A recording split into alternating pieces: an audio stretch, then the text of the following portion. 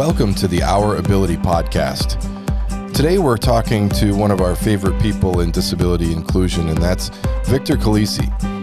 Hey, Victor, how are you? I'm good, John, and yourself? I'm doing very well. Thank you for spending a few minutes with us. It's important to talk about disability inclusion with some of the leaders in the industry. So I want to start out with a broad question, and that is, how important is it to have a diverse workforce, in your opinion? You know, Walmart is a people-led, tech-powered, omni-channel retailer dedicated to helping people save money and live better.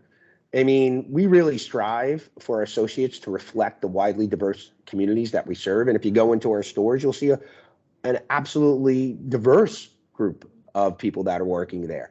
And as a retailer, we can be a powerful engine for sure, right? Building inclusivity, in economic, right? Building economic opportunities and really helping people reach their full potential, because our business and communities are stronger and more resilient when all of our associates, suppliers, customers, and community members are included, right? And then heard, and most importantly, empowered. Yeah, it's so true. You know, people know the Walmart name, but to understand all the things that are going on is, I think, very important for a lot of us to understand. So the diversity leads into accessibility. How important is accessibility in all that we're doing and all that you're doing with employment? You know, John, if we think about the diversity conversation for so long, and really never included people with disabilities, right? And what was important for Walmart specifically was its associates, right? And that's some of the things that I've been really proud of, that we actually listen to our associates and we want their feedback. We want to hear. So a bunch of associates got together and basically presented a white paper to the CEO, Doug McMillan, and said, hey, we need to change this. We need to include people with disabilities. And what stemmed from that actually was Walmart's Accessibility Center of Excellence, right?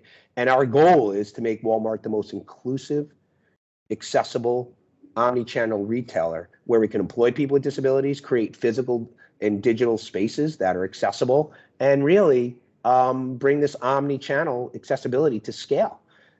We're focused on creating awareness and action around accessibility, right? Because we really need action, and building the infrastructure needed to power accessibility. Not easy for this to kind of happen like on a whim, right? You need people there. And that's where leadership comes in, when we're building champions, onboarding teams, and driving accessibility across the organization.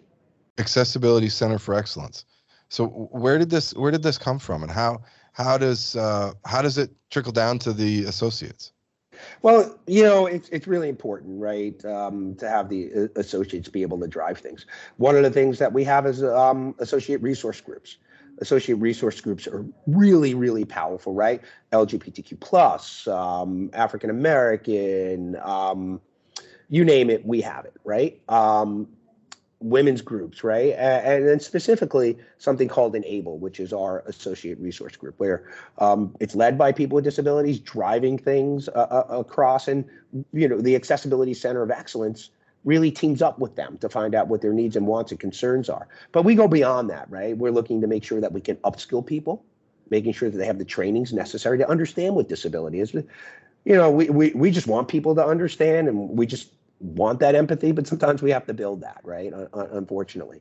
And, you know, we're assessing our stores. What does that look like on accessibility, right? Because the ADA says one thing, right? You don't need to you just have to have an accessible path of travel to your employee workspaces, and you don't have to make it accessible unless it's triggered by an accommodation. We don't want that. We just want associates to be able to have what they need to thrive in the workplace, right? And that's looking at the tools. What are those tools? Is it digital accessibility? Is it sign language interpretation, right? We don't want people to go through an accommodation process that's long and drawn out. We want to be able to have those tools that are upfront. And then really looking at inclusive design principles, right, John?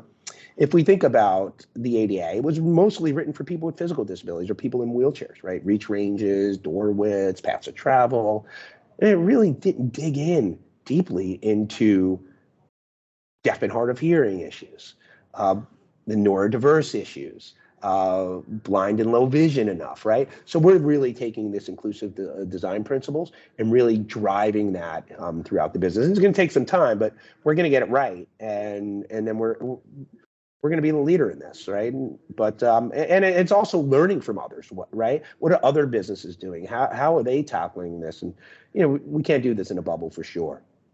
You're talking about sort of compliance and going beyond compliance, but that really gets to the word that I'm looking at on the screen, which is belong.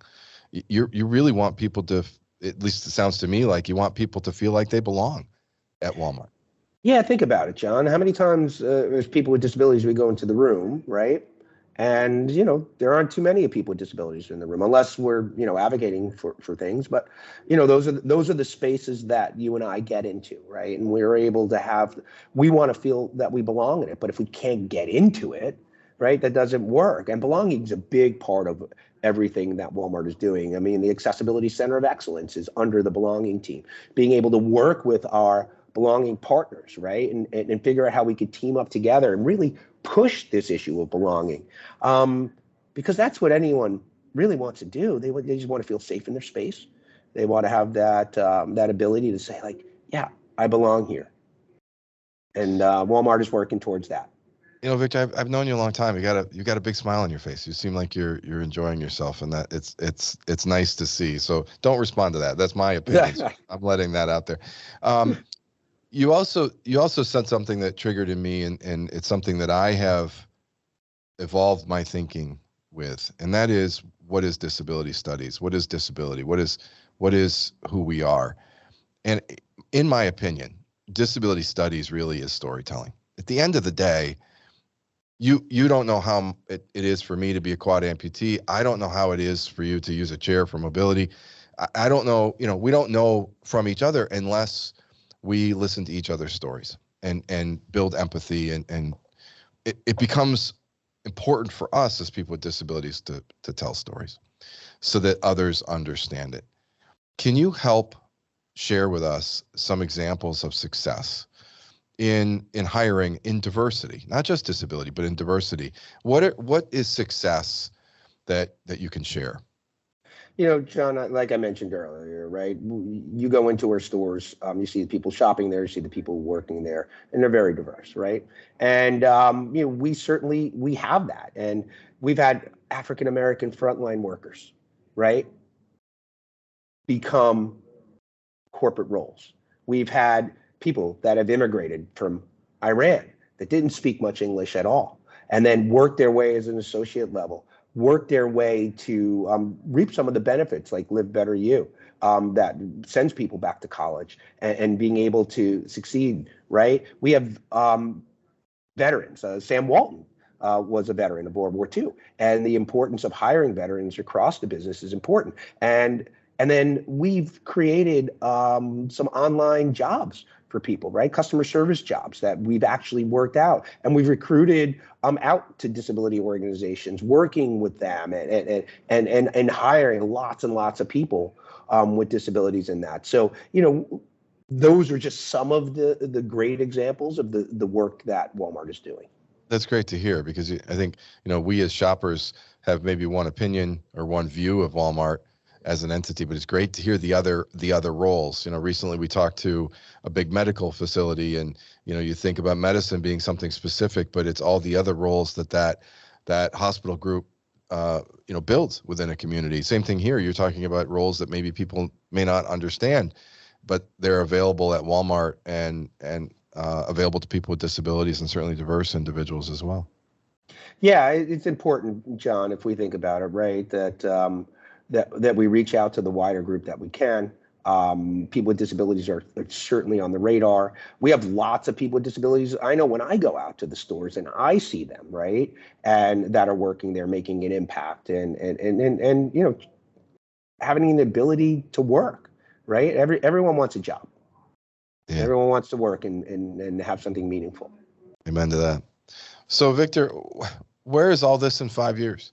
What do you hope either your legacy is or the center's legacy is in 5-10 years within the Walmart universe? It's building, the Accessibility Center of Excellence seeks to make Walmart the most accessible, inclusive retailer an employer for people with disabilities. And I imagine a time, and you can see it. We already started this, right? We put sensory-friendly hours in our stores. We did that one day a week, and then we listened to our customers. And then all of a sudden, we do it every day now. And we're building on successes like that. We started an Adaptive at Walmart website. You can go there and find product for people with disabilities. We've hired disability-owned businesses to be able, not hired, we've worked to get disability-owned businesses, enterprises onto our platform, and being able to do that. I envision, and I see it, with Walmart and everything that we're driving at, the center of excellence is really to have people walk into our stores, go online, and just feel like they belong, right? And to have an associate know that they can work for us and be able to work through the ranks and be able to be part of Walmart, right? And feel that belonging the second they come in. And to be the best out there. Yeah, and learn, right? And learn and figure out ways that we could listen and improve people's lives. Victor Calise, I appreciate your time very much. It's important for all of us to have the perspective. There's a big equation in disability employment. One of the pieces of the equation are the advocates like you that have to tell stories and do the leadership part of it, and it's a very important part of the equation. So I appreciate you very much, and I appreciate what Walmart's doing, and I appreciate your time in answering the questions. Yeah, I appreciate you too and our ability, and thanks for your time, John. All good, Victor.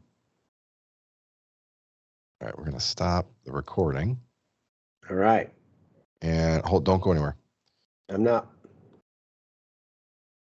Stop.